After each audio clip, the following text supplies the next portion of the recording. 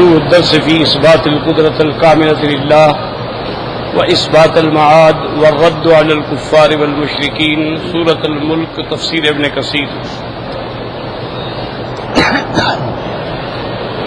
الحمد لله رب العالمين والصلاة والسلام على أشرف الأنبياء وسيد المرسلين سيدنا محمد وعلى آله وأصحابه أجمعين۔ اللهم صل على سيدنا محمد وعلى آل سيدنا محمد كما صليت على إبراهيم وعلى آل إبراهيم في العالمين إنك حميد مجيد۔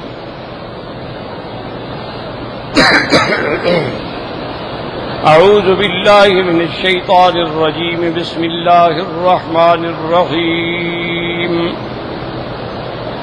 أمن هذا الذي هو جند لكم ينصركم من دون الرحمن إن الكافرون إلا في غرور۔ أمن هذا الذي يرزقكم إن أمسك رزقه بل لجوا في عتو ونفور۔ أفمن يمشي مكبا على وجهه أهدى أمن يمشي سويا على صراط مستقيم۔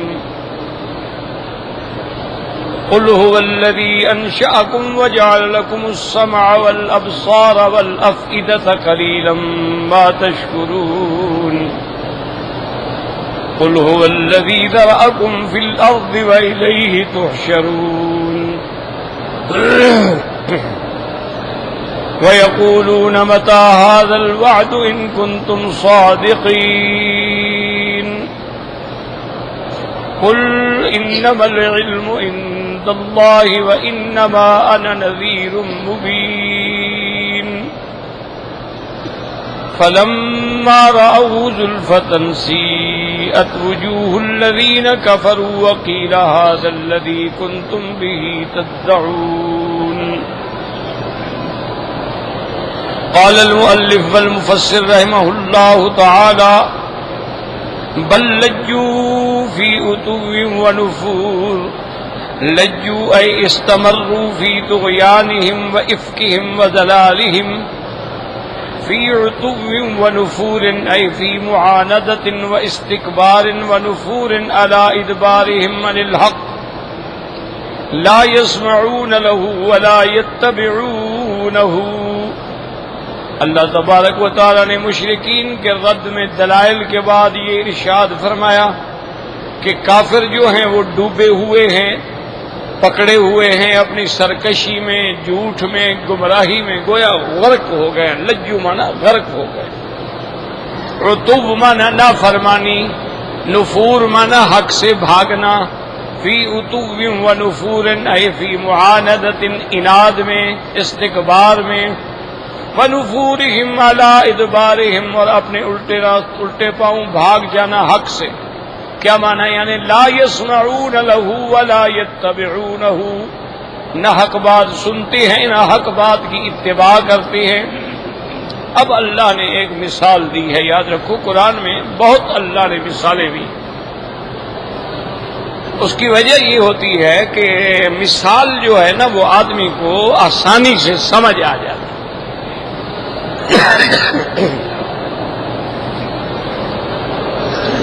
اس لیے اللہ نے فرمایا تلک الامثال نضربها للناس، اس لیے ہم مثالیں جو ہیں وہ بیان کرتے ہیں لوگوں کو۔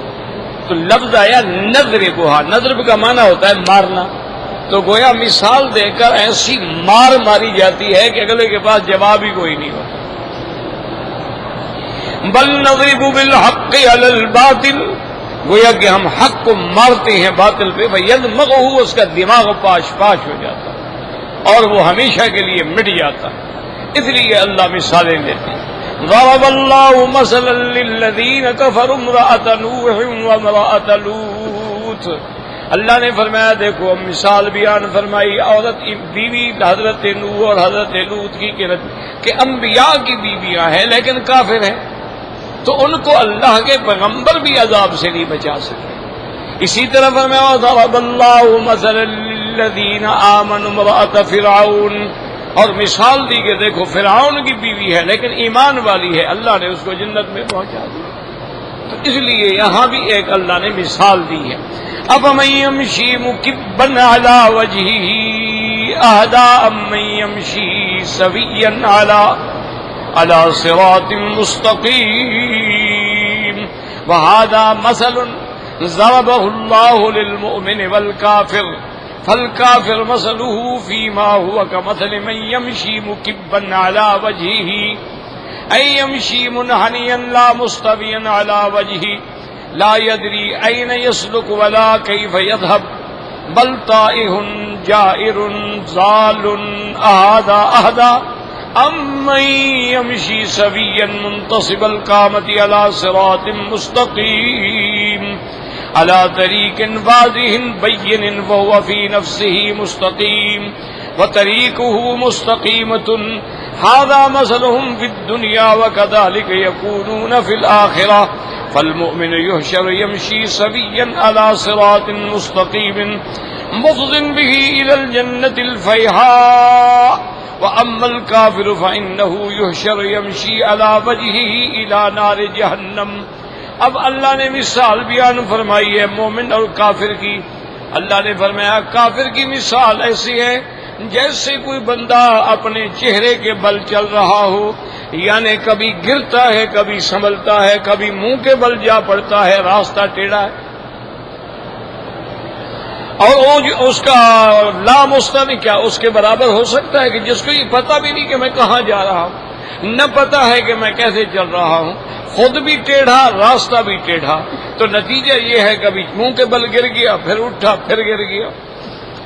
بل طائح، بلکہ وہ بالکل گم ہو گیا ہے، بھٹکا ہوا ہے، گمراہ ہو گیا ہے. کیا یہ بہتر ہے یا وہ بندہ امن یمشی سویا جو بالکل سیدھا چل رہا ہے مستنزل قامتی علی صراط مستقیم علی طریق واضح بین، ایک ایسے راستے پہ چل رہا ہے جو واضح ہے جو کھلا ہوا ہے، وہ خود بھی مستقیم ہے اس کا راستہ بھی مستقیم ہے. اللہ مفسر فرماتے ہیں وَهَذَا مَثَلُهُمْ فِي الدُّنْيَا وَكَذَلِكَ يَكُونُونَ فِي الْآخِرَةِ. اسی طرح دنیا میں بھی اور اسی طرح آخرت میں بھی کافر جو ہے، مومن جو ہے قیامت میں جب اٹھے گا تو بالکل سیدھا اطمینان سے اللہ کے جنت کے میدان میں پہنچے گا. وَأَمَّا الْكَافِرُ، اور کافر جو ہے جب اٹھے گا تو اس کو ان کے چہرے کے بل گرے گا جہنم کی طرف. تو اللہ نے مثال دی کہ ایک آدمی سر کے بل چلتا ہے، راستہ بھی ٹیڑھا ہے، ایک آدمی خود بھی سیدھا ہے، صراط مستقیم پہ چل رہا ہے. تو ان دو میں کون سچا ہے؟ صاف بات ہے کہ جو صراط مستقیم. اس کی مثال یہ ہوتی ہے اصل میں سمجھیں کہ جب آدمی ایک خدا کے سجدے کو چھوڑتا ہے اس کو پھر اللہ سزا دیتے ہیں کہ پھر وہ ہزاروں جگہوں پہ سجدے کرتا ہے. کبھی قبروں پہ جھکتا ہے، کبھی مزاروں پہ جھکتا ہے، کبھی دیوی دیوتاؤں کے سامنے جھکتا ہے، کبھی سورج کے سامنے جھکتا ہے، کبھی آگ کو خدا بنا لیتا ہے، کبھی یعنی سانپوں کو خدا بنا لیتا ہے، کبھی دریاؤں کو خدا بنا لیتا ہے. تو اس کی مثال ایسے ہے کبھی یہاں گر گیا. اور جس نے اللہ کو مان لیا وہ تو اللہ کے سوا کو تصور ہی نہیں ہے اس کو، وہ سیدھا اللہ کے راستے میں چل رہا ہے. اس کے ایمان میں ہے کہ اللہ کے سوا کسی غیر کے آگے جھکنا جو ہے وہ شرک ہے، کسی غیر سے مانگنا جو ہے وہ شرک ہے، اس کے بھٹکنے کا کوئی سوال ہی نہیں. تو یہ ایک اللہ نے مثال بیان فرمائی. اس کے بعد فرماتی احشروا الذین ظلموا وازواجہم وما كانوا يعبدون من دون اللہ فاہدوہم الى صراط الجحیم. الآیات ازواجہم اشباہہم. قال الامام احمد رحمہ اللہ تعالی حدثنا ابن نمیر قال حدثنا اسماعیل النفی قال سمعت انس بن مالک یقول قیل یا رسول رسول الله صلى الله عليه وسلم كيف يحشر الناس على وجوههم فقال أليس الذي يمشاهم على أرجلهم قادر على أن يمشيهم على وجوههم وهذا الحديث مخرج في الصحيحين.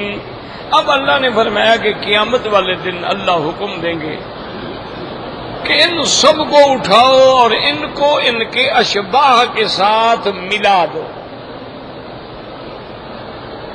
اشباہ کے ساتھ ملانے کے بارے میں علماء فرماتے ہیں کہ جب قیامت کا میدان ہوگا تو وہاں 3 جماعتیں ہوں گی. اللہ نے قرآن پاک میں ذکر فرمایا ہے کہ اصحاب المیمنۃ ما اصحاب المیمنہ واصحاب المشأمۃ ما اصحاب المشأمہ والسابقون السابقون اولئک المقربون. کچھ لوگ تو ہوں گے داہنے والے، کچھ لوگ ہوں گے بائیں والے. داہنے والے کا کیا معنی ہے؟ یعنی جن کو نامہ عمل داہنے ہاتھ میں ملے گا، یہ ہیں داہنے والے. تو داہنے والے جو ہیں اور نامہ اعمال جن کو داہنے ہاتھ میں ملیں گے، یہ ایمان کی علامت ہے، یہ مومن ہے. وَأَصْحَابُ الشِّمَالِ مَا أَصْحَابُ الشِّمَالِ، اور جن کو بائیں ہاتھ میں نامہ عمل ملے گا یہ کافر. یاد رکھیں یہ ایک جنرل تقسیم ہے. اور پھر ایک تیسری قسم ہوگی جو سابقون السابقون اولئک المقربون، وہ اللہ کے مقربین میں ہوں گے، ان کا درجہ جو ہے وہ سب سے بلند ہوگا. تو اسی لیے بعض آثار میں آتا ہے کہ حضرت ابن عباس رضی اللہ تعالی عنہ بیٹھے تھے اور انہوں نے اسی آیت میں تفسیر بیان فرماتے ہوئے یہ بھی ارشاد فرمایا کہ جب قیامت کا دن ہوگا اور نامہ اعمال تقسیم ہوں گے تو داہنے والوں میں سب سے پہلے نامہ عمل جو ہے وہ حضرت عمر کے ہاتھ میں آئے گا رضی اللہ.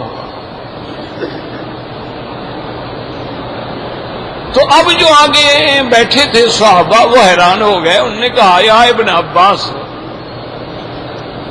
آپ فرما رہے ہیں کہ اصحاب الیمین میں سب سے پہلا نمبر حضرت عمر کو ملے گا، فأین ابی بکر، تو پھر ابو بکر کہاں ہوں گے؟ تو حضرت ابن عباس نے فرمایا ویحک یا رجل، اور میں یار ہلاکت ہو تمہارے لیے، تم نے تو سمجھا ہی نہیں ہے. عمر تو نامہ عمل لے رہا ہوگا، ابو بکر تو جنت پہنچ گیا ہوگا. ابو بکر کی کیا بات کرتے ہو، اس کی مثال کیسے دیتے ہو؟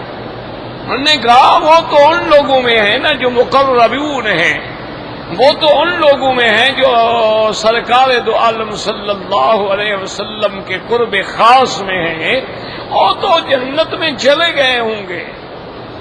اس لیے قرآن کی ایک آیت ہے کہ فی مقعد صدق عند ملیک مقتدر.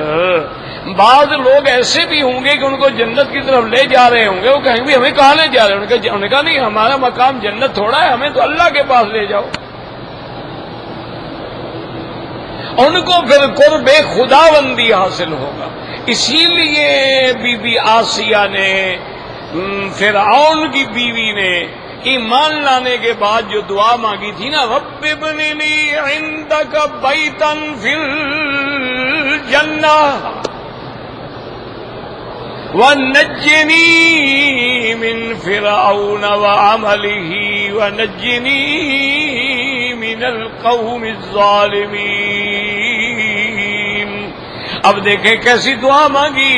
یہ نہیں کہا مولا مجھے جنت دے دے، جنت الفردوس دے دے، بلکہ یہ کہا رب ابن لی عندک، جو تیرے قریب جنت میں گھر ہے، عندک بیتا فی الجنہ اللہ تبارک و تعالی نے دعا منظور فرما لی، کیونکہ بی بی نے کس حال میں دعا مانگی تھی، ہاتھ پاؤں میں میخیں گڑی ہوئی تھی اور اوپر سینے پہ پتھر لٹکایا ہوا تھا فرعون نے، اور کہتا تھا کلمہ چھوڑ دو موسیٰ علیہ السلام کا، ورنہ یہ پتھر اوپر سے گرا کے تجھے کچل دیا جائے گا۔ اور بی بی اس وقت بھی یہ دعا مانگ رہی ہے، رب ابن لی عندک بیتا فی الجنہ۔ یاد رکھو جب مظلوم اللہ کو پکارتا ہے، لیس بینہ و بین اللہ حجاب، پھر اس کے اور اللہ کے درمیان میں کوئی پردہ نہیں ہوتا، سیدھی دعائیں عرش پہ جاتی ہیں۔ اللہ پاک نے دعا منظور فرما کے جبریل کو حکم دیا، جبریل میری باندھی ہے، میرے ایمان کی وجہ سے ملکہ ہو کے ہاتھوں میں میخیں گڑوائی ہوئی ہیں، ایسا کرو کہ پردے ہٹا کے اس کو جنت میں ابھی اپنا گھر دکھلا دو۔ اللہ اکبر، اللہ دعا کریں اللہ اپنی رحمتوں سے ہم سب کو جنت الفردوس الاعلی نصیب فرما دے، اور یہ بھی دعا فرماؤ کہ بغیر حساب عطا فرما دے۔ وہ تو قادر ہیں، ان کے لیے کیا ہے۔ اللہ اکبر، اللہ۔ ایک آدمی نے کیا بات کی، کہتے مالی سوا کرین بابک حیلتن وَلَئِن رُدِّدتُّ فَأَيُّ بَابٍ أَقْرَعُ۔ ایک عرب رو رہا ہے اپنے اللہ کے آگے اور کہتا ہے مولا میرے لیے تو تیرے دروازے کی سوا دروازہ ہی نہیں ہے، اگر آپ بند کر دیں تو میں کہاں جاؤں۔ اللہ اکبر، اللہ۔ اصل بات یہی ہے میرے بزرگوں، دعا سیکھو۔ دعا مانگی نہیں جاتی، دعا اندر سے نکلتی ہے۔ دعا وہ ہوتی ہے جو انسان کے دل سے نکلتی ہے، اور دل اور دماغ اور زبان موافق ہوتے ہیں، آنکھوں سے آنسو بہ رہے ہوتے ہیں، اور دل چاہ رہا ہوتا ہے اور مانگوں اور مانگوں۔ بس اس کیفیت کو یاد رکھ لینا، مانگے اللہ کی رحمت متوجہ ہو گئی ہے، مانگ لو جو مانگتے۔ اب دیکھو نا جی دعا کیسے منظور ہوئی کہ ابھی تک بی وہی ہے، اور جب پردے ہٹائے گئے اور جنت میں مقام دکھایا گیا تو بی آسیہ مسکرا دی، خوش ہو گئی۔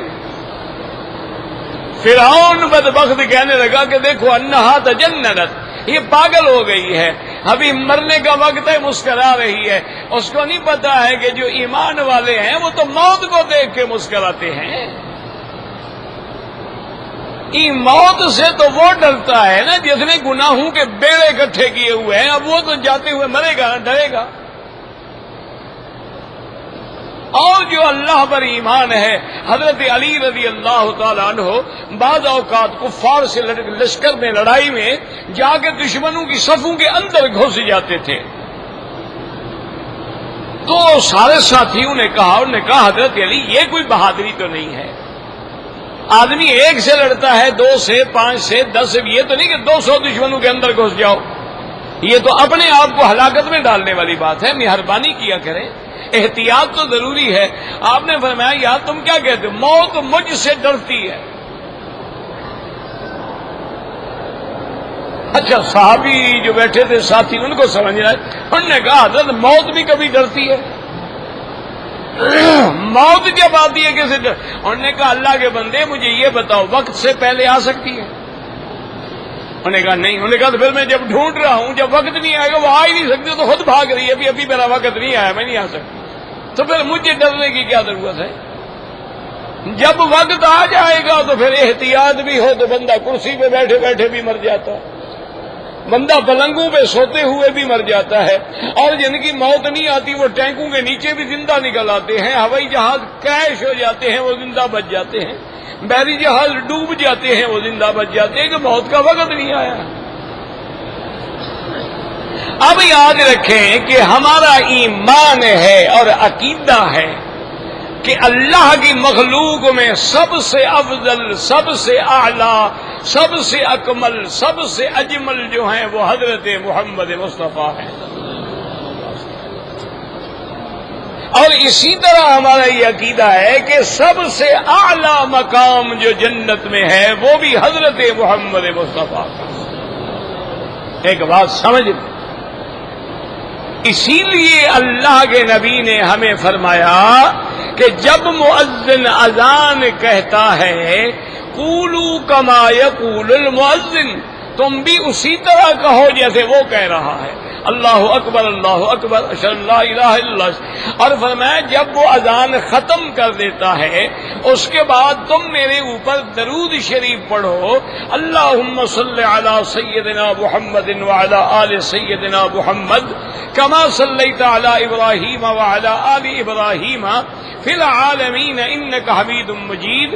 اور اس کے بعد یہ دعا مانگو، اللہم رب ہذہ الدعوۃ التامۃ والصلاۃ القائمۃ آت محمد الوسیلۃ والفضیلۃ، اور ایک روایت میں وابعث مقاما محمودا، اور ایک روایت میں ہے الذی وعدتہ انک لا تخلف المیعاد۔ اور پھر پڑھو رضیت باللہ ربا وبالاسلام دینا وبمحمد صلی اللہ علیہ وسلم نبیا۔ آپ نے فرمایا جب تم یہ دعا مانگو گے، اب یاد رکھو حضور فرما رہے ہیں میرے لیے دعا مانگو یا فرما رہے ہیں مجھ سے مانگو؟ مسئلہ بھی تو سمجھو نا، صرف تقریریں سننے کا کیا فائدہ ہے؟ اگر عقیدے کے اندر شرک پڑا ہوا ہے تو پھر تقریریں اور عمریں اور حج اور طواف جھیلے کا فائدہ بھی نہیں۔ وہ ایک مثال مشہور ہے نا، ایک آدمی آیا، اس نے کسی سے پوچھا کہ جی ایک کتا دوڑتا ہوا کنویں میں گر گیا، مر گیا، اب ہم کتنا پانی نکالیں؟ اس نے کہا 200 ڈول نکال لو۔ اس کو سمجھ نہیں آیا مسئلہ، پھر وہ کسی اور مولوی کے پاس چلا گیا، آگے بھی اس کو اسی جیسا کوئی ٹکرا، اس نے کہا بھائی اللہ کے بندے یار 200 ڈول کیا سارا پانی نکالو۔ اس کو پھر بھی سمجھ نہ آئی، پھر وہ ایک صحیح عالم کے پاس گیا، اس نے کہا پہلے کتا تو نکالو، پانی تو بعد میں نکالنا نا، کتا جو اندر پڑا رہے سارے پانی نکالتے رہو تو پاک تھوڑا ہو جائے گا۔ تو جب تک شرک والا کتا دل سے نہ نکلے کچھ بھی پاک نہیں ہوتا۔ یہ اگر کتا اندر پڑا ہوا ہے نا جی، لاکھ سجدے کرو بیکار ہیں، وہی ایک سجدہ ہے کارگر جو ہو عقل و فکر سے ماورا، وہ 1000 سجدے فضول ہیں جو رہین لغزش پا نہیں۔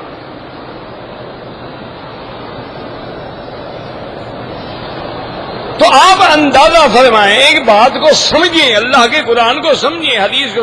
حضور نے فرمایا کہ ہر اذان کے بعد میرے لیے دعا مانگو۔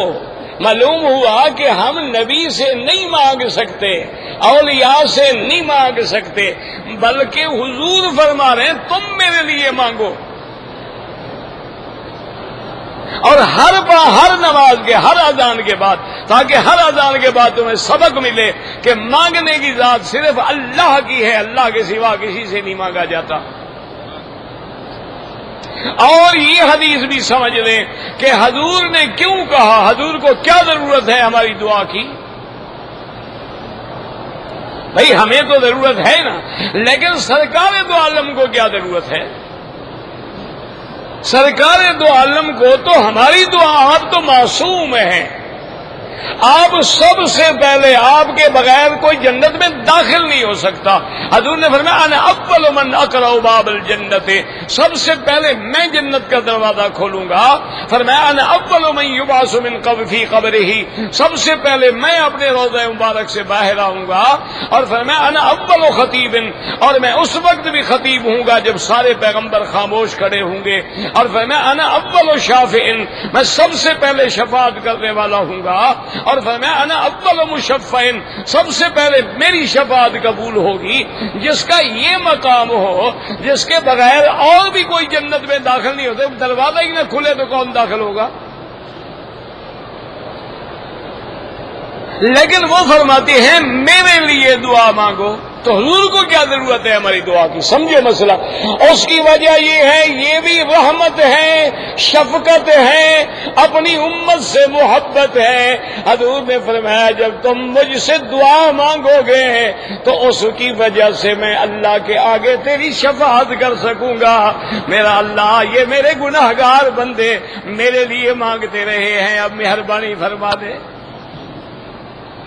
تو ہمیں شفاعت کا حقدار بنانے کے لیے دعا سکھائی، اور ساتھ یہ کہا اللہم آت محمد الوسیلۃ.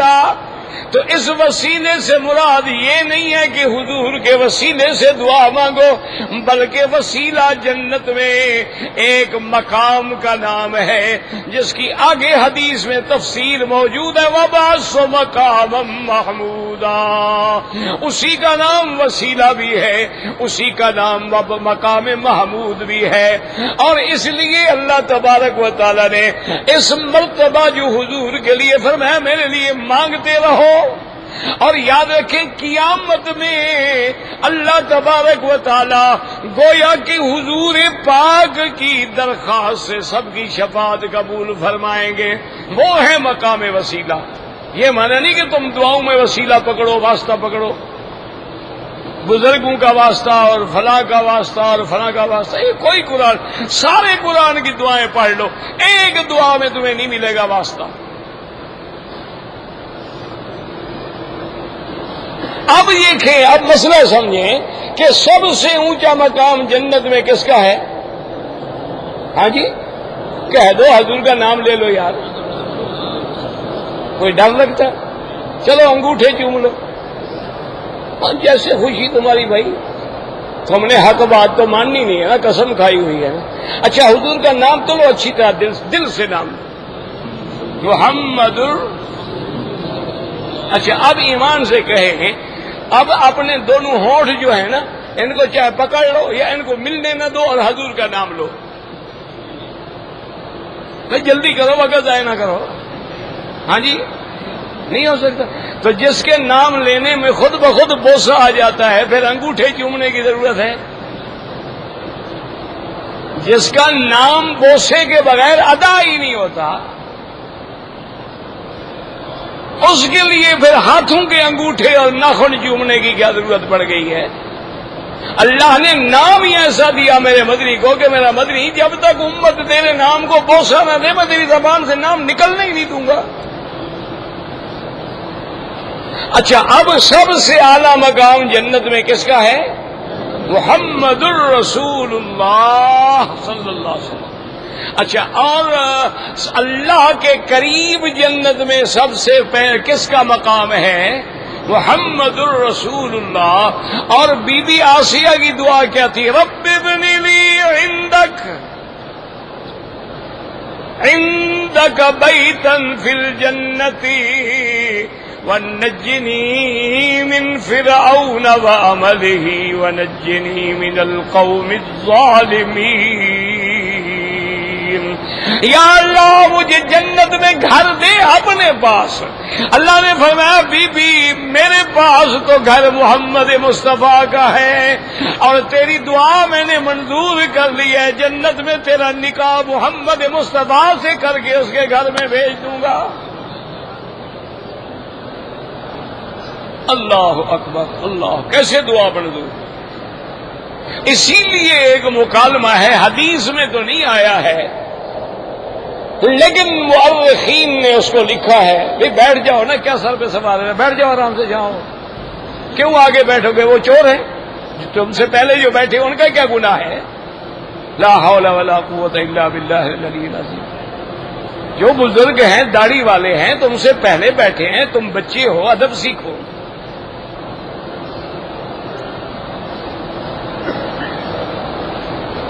پہلے آؤ، پہلے بیٹھو. اب جناب یہ بات یاد رکھیں کہ یہ حدیث مبارک میں نہیں ہے. اچھا ویسے ایک بات سمجھا بھی کرو، ہر بات حدیث میں نہیں ہو سکتی، مسئلہ سمجھا کر. اب حضور کی پیدائش کے واقعات ہیں، کون سی حدیث میں آئیں گے؟ تو حدیث تو حضور کی نبوت کے بعد شروع ہوئی. اس سے قبل کے جو احوال ہیں وہ تو کتب سابقہ سے ہمیں ملیں گے، وہ تو ان لوگوں سے ملیں گے جنہوں نے ان واقعات کا مشاہدہ کیا۔ اچھا، مشاہدہ کرنے والے بھی مسلمان نہیں ہیں، کافر ہیں۔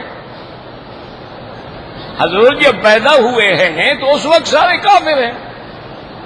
بھئی ابھی تو حضور کو نبوت ہی نہیں ملی، ایمان کس پہ لے آئے؟ بہت کم لوگ تھے جو دین عیسیٰ علیہ السلام پہ تھے، بہت کم لوگ تھے جو دین ابراہیم علیہ السلام کے صحیح طریقے سے متمسک تھے، لیکن وہ بہت تھوڑے تھے۔ تو بہرحال ایک واقعہ آتا ہے کہ ایک دن سیدہ عائشہ صدیقہ رضی اللہ عنہا اور سیدہ فاطمہ الزہرا رضی اللہ عنہا دونوں اکٹھے بیٹھے ہیں۔ تو سیدہ فاطمہ الزہرا کا جو بڑا پیار تھا نا بی بی فاطمہ اور بی بی عائشہ کا، بی بی فاطمہ کو کوئی بات ہوتی بی بی عائشہ سے کہتی تھی۔ تو سیدہ فاطمہ الزہرا رضی اللہ تعالی عنہا نے کہا، عرض کیا کہ اماں دیکھیں، بات یہ ہے کہ تم واقعی امہات المومنین ہو، تم قرآن کے حکم کے مطابق ہماری ماں کا درجہ رکھتی ہو، لیکن یہ ہے کہ شان میری آپ سے زیادہ ہے۔ تو بی بی عائشہ مسکرائی، بیٹی ہے، پیار ہے۔ انہوں نے کہا اچھا بیٹی وہ کیسے زیادہ ہے؟ انہوں نے کہا دیکھو تمہارا بڑے سے بڑا مقام ہو جائے تو بنت ابی بکر ابو بکر کی بیٹی ہو نا، میں تو بنت محمد الرسول اللہ ہوں، تو میرا آپ کا کیا مقابلہ ہو سکتا ہے؟ بی بی عائشہ بڑی عالمہ تھی، بڑی ذکیہ ذہینہ تھی، ہنس پڑی۔ انہوں نے کہا بی بی فاطمہ یہ دنیا کی بات کر رہی ہو، آگے آخرت پہ تو نظر ڈالو، جب قیامت کا دن ہوگا تم علی کا ہاتھ پکڑو گی، میں نبی کا ہاتھ پکڑوں گی، تمہارا مقام میرے ساتھ ملے گا۔ فضحکت فاطمہ، بی بی فاطمہ ہنس پڑی، کہنے لگی اماں آج تم پھر جیت گئی ہم سے، باقی میں وہاں تو دوبارہ مقابلہ نہیں کر سکتی ہوں۔ تو اس لیے ہمیشہ یاد رکھیں کہ سب سے افضل مقام، اب اللہ یہاں فرماتا ہے کہ قیامت والے دن ہم سب اشباہ کو ملا دیں گے۔ کیا معنی؟ تو علماء فرماتے ہیں اصحاب الیمین اصحاب الیمین کے ساتھ، اصحاب الشمال اصحاب الشمال کے ساتھ، مقربین مقربین کے ساتھ، اور بعض علماء فرماتے ہیں یہودی یہودی کے ساتھ ہوگا، نصرانی نصرانی کے ساتھ ہوگا، ہندو ہندو کے ساتھ ہوگا، اور بعض علماء فرماتے ہیں نہیں، جو کافر ہیں وہ شیطان کے ساتھ ہوں گے اور جو مومن ہیں وہ ایمان والوں کے ساتھ ہوں گے۔ اور بعض علماء فرماتے ہیں جیسے حدیث میں مدنی پاک کی من تشبہ بقوم فہو منہم، جو آدمی کسی قوم کی شکل بناتا ہے، اس کا لباس پہنتا ہے، اسی جیسی عادات اپناتا ہے، قیامت میں ان کو انہی میں سے کھڑا کیا جائے گا۔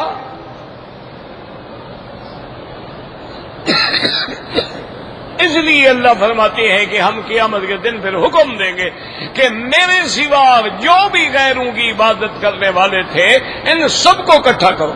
احشروا الذین ظلموا وازواجہم انصبوا وما كانوا يعبدون من دون اللہ فہدوہم الى صراط الجحیم، لے جاؤ ان کو جہنم کے رستے پہ۔ اب اس حدیث پاک میں امام احمد رحمت اللہ علیہ فرماتے ہیں کہ میں نے سنا حضرت انس بن مالک سے یقول قیل یا رسول اللہ، حضرت انس بن مالک نے عرض کیا کہ یا رسول اللہ کیف یحشر الناس علی وجوہہم، میرا مدنی اللہ پاک نے فرمایا کہ ان کو چہرے کے بل اٹھایا جائے گا، ان کو سر کے بل چلایا جائے گا، تو اپنے چہرے پہ سر کے بل کیسے چلیں گے؟ حضور نے فرمایا انس کیا تمہیں یہ سمجھ نہیں آتی جو اللہ ہمیں ٹانگوں پہ چلانے پہ قادر ہے وہ سر پہ چلانے پہ بھی قادر ہے۔ یوم یصحبون فی النار علی وجوہہم ذوقوا مس سقر، اللہ نے فرمایا جب ان کو فرشتے کھینچ کے چہرے کے بل ڈالے، دیکھا نا آدمی کو آگ لگ رہی ہو سب سے پہلے چہرہ بچانے کی کوشش کرتا ہے، جب چہرہ ہی پہلے جہنم میں جائے تو پھر کیا بچے گا؟ اس لیے فرماتے ہیں یوم یصابون فی النار علی وجوہہم ذوقوا مس سقر، اور فرشتے کہیں گے بدبختو اب ذرا چکھو جہنم کا مزہ جس کا تم انکار کرتے تھے. قل هو الذی انشأکم اے ابتدا خلقکم بعد ان لم تکونوا شیئا مذکورا. اللہ تبارک و تعالیٰ نے فرمایا وہ ذات جس نے سب سے پہلے تم کو پیدا کیا جبکہ تیرا وجود ہی نہیں تھا، تیرا ذکر ہی نہیں تھا، تیرا نام ہی نہیں تھا. هل أتى على الإنسان حين من الدهر لم يكن شيئا مذكورا إنا خلقنا الإنسان من نطفة أمشاج نبتليه فجعلناه سميعا بصيرا إنا هديناه السبيل إما شاكرا وإما كفورا. اللہ نے فرمایا اس وقت کو یاد کرو، تمہارا تو وجود ہی نہیں تھا، تمہارا تو نام ہی نہیں تھا، کیسے میں نے تم کو عدم سے وجود میں لایا ہوں، پھر میں نے تمہیں انسان بنایا ہے، پھر میں نے تمہیں قوت سامعہ دی ہے، قوت باصرہ دی ہے، تمہیں عقل عطا فرمایا ہے، تمہیں میں نے نعمتیں عطا فرمائی کہ اپنے خالق مالک کو پہچانو. والذی انشأکم وجعل لکم السمع والابصار والافئدۃ العقول والادراک قلیلا ما تشکرون. اے کلما تستعملون هذه القوى التي انعم الله بها عليكم في طاعته وامتثال اوامره وترک زواجره. لیکن بہت تھوڑے ہیں جو شکر کرتے ہیں. یاد رکھو شکر کا سب سے پہلا درجہ ایمان ہے، جو اللہ پہ ایمان نہ لائے وہ شکر گزار نہیں. اور دوسرا شکر کا درجہ کہ ہر عضو جو ہے اللہ کی فرما برداری میں خرچ ہو. اور تیسرا درجہ جو ہے کہ ہر بات پہ زبانی بھی شکر کرے. الحمدللہ الحمدللہ الذی اذھب عنا الحزن الحمدللہ الذی ہدانا لہذا وما كنا لنہتدی لولا ان ہدانا اللہ الحمدللہ الذی صدقنا وعدہ واورثنا الارض من الجنۃ حیث نشاء فنعم اجر العاملین. اللہم اجعلنا من الشاکرین. دعا کریں اللہ ہمیں بھی شاکرین میں بنائے. ولا تجعلنا من الغافلین برحمتک یا ارحم الراحمین.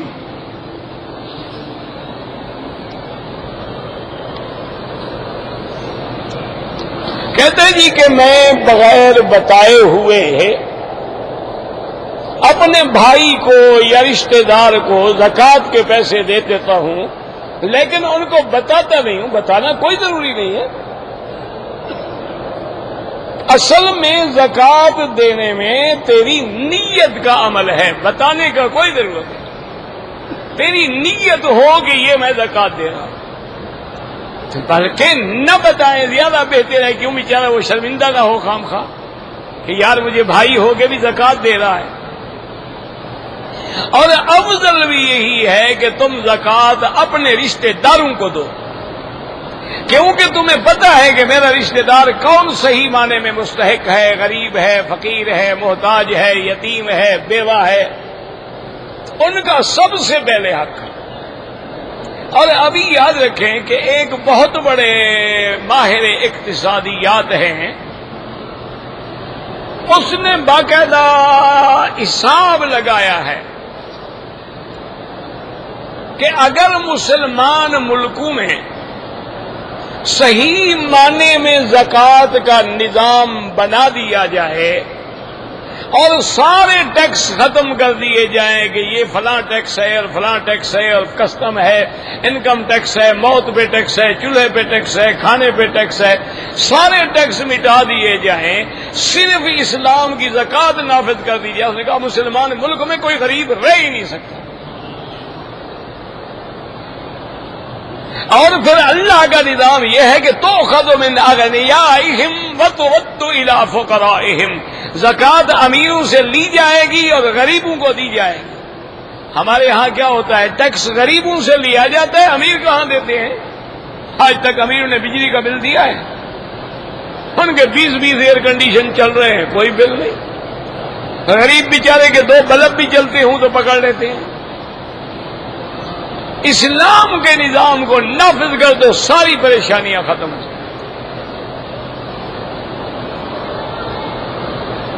کہتے جی کہ قرآن پاک میں آتا ہے قد جاءکم من اللہ نور و کتاب مبین، تو نور سے مراد تو پھر حضور کی ذات ہے۔ پہلے تو میرا بھائی تمہیں یہ بھی غلط فہمی ہے، بعض مفسرین نے لکھا ہے کہ نور سے مراد محمد مصطفیٰ ہے، لیکن جمہور مفسرین یہ کہتے ہیں وہ کتاب المبین، وہاں تفسیریہ ہے، اس نور کی تفسیر آگے موجود ہے کہ اللہ کی طرف سے تمہارے پاس نور آیا، کیا یعنی اللہ کی کتاب قرآن، کیونکہ قرآن اپنی تفسیر خود بیان کرتا ہے۔ دوسری جگہ پر میں انزلنا الیک نورا مبینا، ہم نے نور اتارا تیرے پاس، فرمایا واتبعوا النور الذی انزل معہ، اس نور کی اتباع کرو جو اللہ نے نبی کے ساتھ بھیجا ہے۔ تو معلوم ہوا کہ نور سے مراد قرآن ہے، نور سے مراد نبی کی ذات نہیں ہے۔ اور ایک منٹ کے لیے اگر ہم مان لیں کہ نور کی مراد حضور کی ذات ہے تو ہر مومن بھی نور ہے، جو بھی کلمے پڑھنے والے وہ بھی نور۔ اللہ ولی الذین آمنوا یخرجہم من الظلمات الی النور، اللہ ایمان والوں کا دوست ہے، ان کو ظلمات سے نکال کے نور نصیب کر دیتا ہے۔ اور فرمایا من یرد اللہ ان یہدیہ یشرح صدرہ للاسلام فہو علی نور من ربہ، اللہ جن کو ہدایت دیتے ہیں، سینہ کھول دیتے ہیں، وہ نور پہ آ جاتا ہے، تو پھر تو ہر مومن بھی نور ہے۔ تو اس لیے یاد رکھو نور سے مراد نور ایمان ہوتا ہے، قرآن نور ہدایت ہوتا ہے۔ اگر نبی کے لیے لفظ ہو تو نور نبوت ہوتا ہے، اس سے مراد جن سے نور نہیں ہوتا۔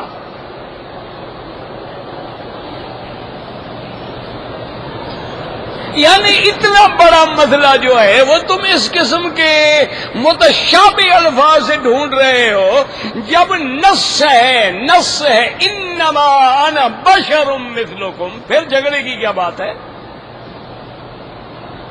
تمہیں نص بھول گیا، انما حصر بھول گیا۔ وما ارسلنا من قبلک الا رجالا، میرے مدنی آپ سے پہلے بھی ہم نے کوئی نبی جن نہیں بھیجا، فرشتہ نہیں بھیجا، مرد بھیجا، انسان بھیجا ہے۔ جب کافروں نے پیغمبروں کو کہا کہ ان انتم الا بشر مثلنا، تو انہوں نے یہ نہیں کہا کہ ہم بشر نہیں ہیں، انہوں نے کہا نحن بشر مثلکم ولکن اللہ یمن علی من یشاء۔ تو جب نص موجود ہے، حسن موجود ہے، اور حضور پاک صلی اللہ علیہ وسلم نے فرمایا، خود فرمایا انما انا بشر، یاد رکھو میں بشر ہوں، انسا کما تنسونا، میں بھی بھول جاتا ہوں جیسے تم بھول جاتے ہو، اور میں بھی ناراض ہو جاتا ہوں جیسے تم ناراض ہو جاتے ہو۔ اگر میں کوئی بات بھول جاؤں تو فذکرونی، مجھے یاد کرایا کرو۔ بی بی عائشہ سے پوچھا گیا حضور جب اپنے گھر کے اندر ہوتے ہیں وہاں بیٹھ کے کیا کام کرتے ہیں؟ بی بی نے فرمایا انہ بشر من البشر، بشر ہے، انسان ہے، کبھی ہمیں کھانے پکانے میں مدد دیتے ہیں، کبھی اپنے کپڑے کو ٹاکا لگا لیتے ہیں، وہ بھی تو بشر ہیں۔ اور میرے عزیز یہ نور بشر کے چکر میں پڑو گے تو ایمان نکل جائے گا، نور کی اولاد ہی نہیں ہوتی، پھر نبی کی اولاد کس کی اولاد بناؤ گے؟ کچھ شرم کرو، نور کی بیویاں نہیں ہوتی، پھر حضور کی 9 بیویوں کے نعوذ باللہ اور شوہر ڈھونڈو گے۔ انا للہ و انا الیہ راجعون، یہ کوئی عقیدہ ہے یا محبت ہے؟ اور تو آپ تو اپنے بزرگوں بھی کہتے ہیں حضور پر نور، پر اندر سارا کھانا بھرا ہوا ہے، پر نور، اندر حلوے کی دیگیں ہیں لیکن ہیں حضور پر نور، قبلہ ہے ماشاء اللہ، اور پتہ نہیں کیا قبلہ، کعبہ اور مخدوم، مرادی، ماوا، ملجا، پتہ نہیں، انا للہ لا ماوا ولا ملجا منہ الا الیہ، اللہ کے سوا کوئی ماوا اور ملجا نہیں ہوتا۔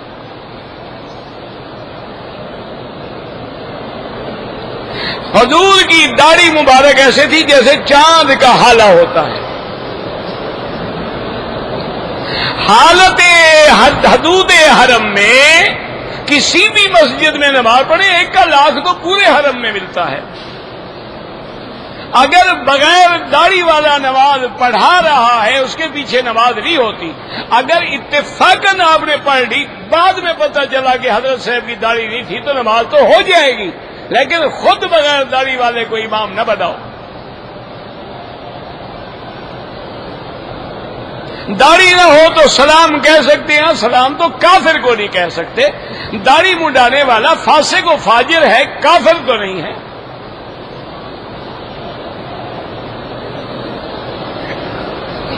کہتے جی کہ دوران طواف جو کتابوں میں دعائیں چھپی ہوئی ہیں, یہ تو علماء نے بعد میں لکھی ہے کہ لوگ کس سے کہانیاں کرنے کے بجائے چلو دعائیں پڑھتے رہے, ورنہ یہ حدیث میں نہیں ہے, نہ حضور نے کبھی پڑھی ہے. حضور پاک نے طواف میں سبحان اللہ والحمدللہ لا الہ الا اللہ اللہ اکبر وللہ الحمد, اور رکن یمانی پہ اللہم انی اسألک العفو والعافیہ, اور آگے ربنا آتنا فی الدنیا حسنۃ وفی الآخرۃ حسنۃ وقنا عذاب النار. بس یہ بھی لوگوں نے خود بنایا ہوا ہے, یا عزیز و یا غفار ادخلنا الجنۃ مع الابرار. یہ حضور کی دعا میں شامل نہیں ہے.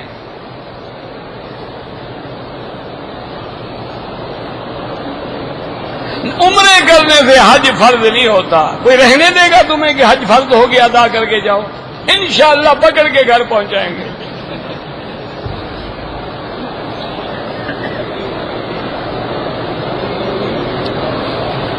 اگر کسی بندے کا ارادہ تھا کہ میں جانور لے کے صدقہ کروں گا, جانور نہیں لے سکا, اس کے پیسے صدقہ کر دیے, ہو گیا, کوئی بات نہیں.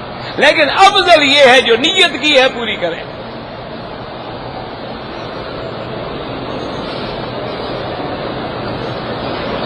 میرا بھائی بات کو سمجھو, کیوں چکر دیتے ہو؟ ایک ہے میں نے آپ سے 1000 ریال پیسے لیے, آپ نے کہا جی 1000 ریال لے لو,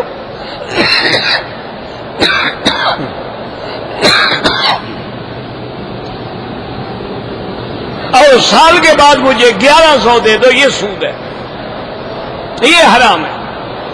ایک آدمی کہتا ہے جی کہ یہ کھاد کی بوری ہے, نقد قیمت ہے 1000, ادھار لیتے ہو تو پھر 1200. آپ نے ادھار پہ گویا اس کو 1200 میں خرید لیا ہے, یہ کیسے سود ہے؟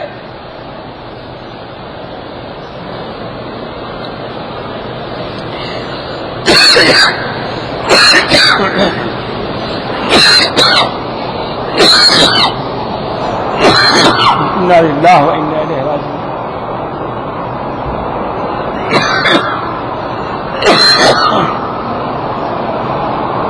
انا للہ و انا الیہ راجعون. لا حول ولا قوة.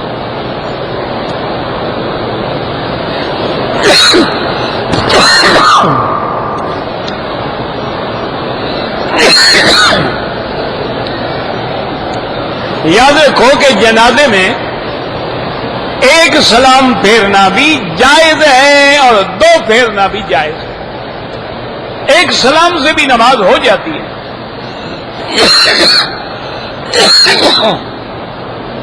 لا حول ولا قوة. لیکن امام ابو حنیفہ رحمۃ اللہ علیہ کے نزدیک 2 سلام ہیں. وہ فرماتے ہیں کہ لفظ جتنے زیادہ ہوں گے تو اجر بھی تو اتنا زیادہ ہوگا. ایک آدمی نے کہا السلام علیکم, ایک نے کہا السلام علیکم ورحمۃ اللہ, ایک نے کہا السلام علیکم ورحمۃ اللہ وبرکاتہ. تو جتنے لفظ بڑھتے جائیں گے اجر زیادہ ہوگا. لیکن ایک سلام سے بھی نماز ہو جاتی ہے. فرض نماز کے بعد بالکل دعا مانگی جاتی ہے, لیکن ضروری نہیں ہے کہ ہاتھ اٹھائے جائیں, ورنہ کوئی بندہ نہیں جو دعا نہ مانگتا ہو. آمین بالجہر بھی جائز ہے, بالکل جائز ہے, لیکن احناف کے نزدیک افضل یہ ہے کہ آمین چونکہ دعا ہے, اور دعا کے بارے میں اللہ نے فرمایا ادعوا ربکم تضرعا وخفیا, آہستہ مانگو, ورنہ کوئی فرق نہیں پڑتا ہے. یعنی 1400 سال گزر گئے ہیں, امت ابھی تک آمین زور سے اور آہستہ میں لڑ رہی ہے. وہ یار کوئی زور سے کہتا ہے، کوئی ایسا کہتا ہے، کوئی بات نہیں، تم دونوں مولوی اس کو لے آؤ جو نماز ہی نہیں پڑھتا۔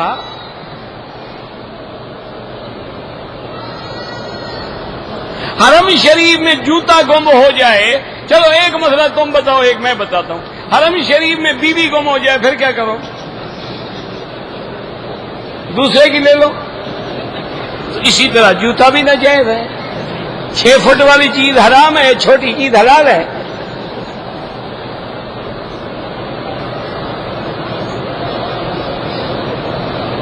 تین طلاق ہونے کے بعد اگر وہ عورت دوبارہ نکاح کرنا چاہتی ہے بالکل نہیں کر سکتی۔ فلا تحل له من بعد حتى تنكح زوجا غيره، وہ کسی دوسرے سے شادی کرے اور وہ کرائے کا سانڈ نہ ہو 2 راتیں گزارنے والا، اس پہ نبی نے لعنت بھیجی ہے۔ وہ شادی کرے اور اگلا اسی نیت سے شادی کرے کہ میں نہیں چھوڑوں گا، اور اس کے بعد اگر طلاق ہو جائے یا مر جائے تو پھر پہلے خاوند سے رجوع ہو سکتا ہے۔ یہ تھوڑا ہے کہ تم کرائے کے لیے 1 رات کے لیے گھوڑا خرید لو۔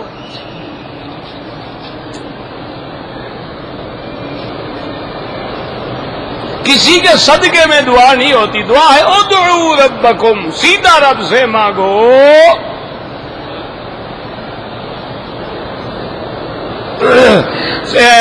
مرد اور عورتیں علیحدہ علیحدہ طواف کریں تو انتظام کر دیں آپ جناب۔ اگر عورتوں کا ٹائم رکھا جائے رات کو اور ان کا جہاد دن میں جا رہا ہے، ان کا تو طواف الوداع بھی گیا، ہر چیز گئی۔ بابا انتظام حکومت ماشاءاللہ، پہلے کتنا چھوٹا طواف تھا، اب کتنا ہو گیا، ابھی اور حرم بڑھا رہے ہیں، انشاءاللہ سارے مسئلے خود بخود حل ہو جائیں گے۔ مسجد الحرام میں جوتے باہر تک پہنے، سیدھی بات ہے۔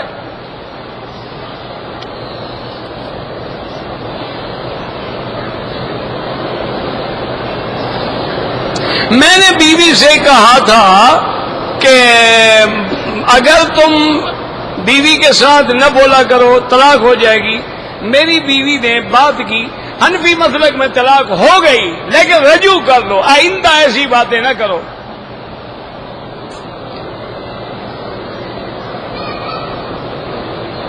میں نے اپنی بیٹی کو معذور ہے کندھے پہ اٹھا کے عمرہ کرایا، ٹھیک ہے، بالکل ٹھیک ہے۔ یہ لوگوں کی جہالت ہے کہ کبوتروں کے دانے میں سے جو نکالتے ہیں اولاد کے لیے، بالکل یہ جاہلوں کا عقیدہ ہے۔ یعنی کعبے کی دعا سے بھی نہیں ملی، کبوتر سے اولاد ملے گی۔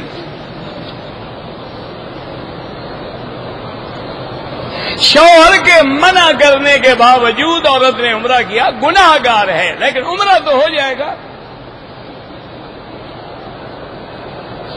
حرم کے آگے، نمازی کے آگے بالکل نہ گزریں، مجبوری ہے تو سجدے کی جگہ سے دور ہو کے گزریں۔ حرم میں تصویر کھینچنا حرام ہے، زمزم کے ساتھ وضو کرنا جائز ہے۔ کہتے جی اسلام کے ارکان تو 5 ہیں، تو چھٹے آپ بھی ہیں نا؟ ارکان 5 ہیں، آپ چھٹے ہیں کہ نہیں ہیں؟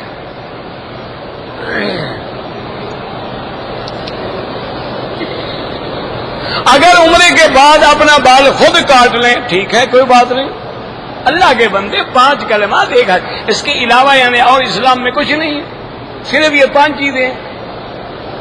کمال کی بات کریں، اچھا اس میں عشر ہے تو آگے تفصیل بیان کرتے ہیں علماء، اس لیے اعتراض نہ کیا کرو۔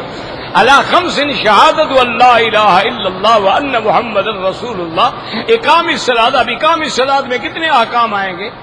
ایتاء الزکات، زکات میں کتنے احکام آئیں گے؟ مال کی زکات کیا ہے، بکری کی کیا ہے، اونٹ کی کیا ہے، غنم کی کیا ہے، بغیر کی کیا ہے؟ صوم و رمضان، رمضان کے احکام کتنے آئیں گے؟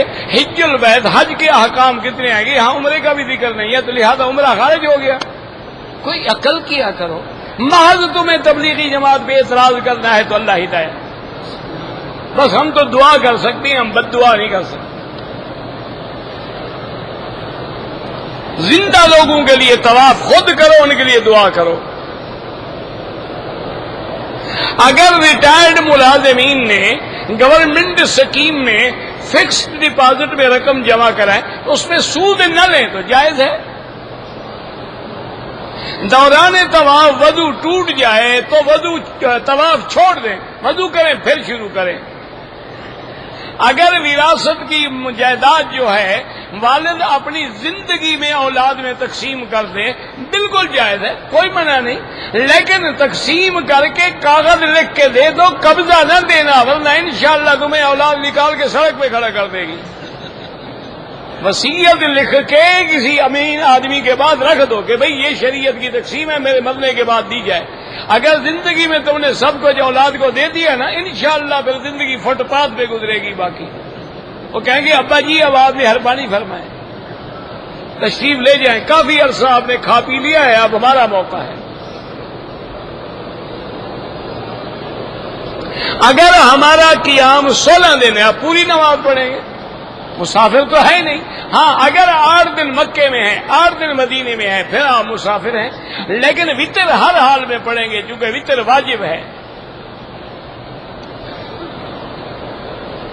مطاف اور حتیم میں عورتوں کے ساتھ نماز، بھئی اگر اس کی نماز الگ ہے، ہماری الگ ہے تو کوئی حرج نہیں، مانا ہے فرض نماز میں آگے نہ ہو عورت، وہ اپنی پڑھ رہی ہے ہم اپنی پڑھ رہے ہیں تو کیا مسئلہ ہے؟ حنفی مسلک میں عورتیں حرم میں جنازہ پڑھ سکتی ہیں، بالکل پڑھ سکتی ہیں۔ مسئلہ یہ ہے کہ جنازہ پڑھنے کے لیے عورت کو گھر سے نہیں آنا چاہیے، اگر پہلے موجود ہے تو کیوں نہ پڑھے۔ عائشہ مسجد سے جو عمرہ ہوگا بالکل عمرہ ہوگا، بالکل مقبول ہوگا۔ افضل یہ ہے کہ طواف زیادہ کرو، باقی عمرے بھی کرو تو منع نہیں۔ اللہ کے پیغمبر اپنے روضہ مبارک میں حیات ہیں، تمام انبیاء حیات ہیں، اور حضور تو بالکل حیات ہیں۔ حاضر ناظر کا عقیدہ رکھنا جو ہے وہ کافر ہو جاتا ہے آدمی۔ اگر آدمی عورت نے چہرے پہ نقاب ڈال دیا، کچھ دیر ڈالا تو کچھ نہیں، سارے عمرے میں ڈالا رکھا تو دم پڑ گئی۔